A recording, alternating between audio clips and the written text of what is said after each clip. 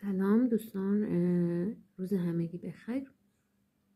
بچه میخواستم توی موردی به هم همگی کمک کنید. بچه من یک کچلوار خریدم که متاسفانه روی شلوارش خط چشم ریخت.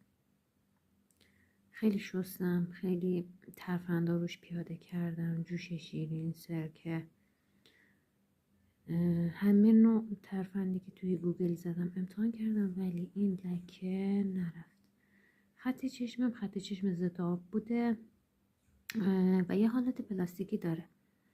حالا من هر شیوه امتحان کردم نرفت، ولی دنبال یه چیزی هم که بتونه این رنگ رو توی خودش حل بکنه. تنها راهش به نظرم اینه که این رنگ از روی لباس من پاک بشه. اگه کسی پیشنهادی داره یا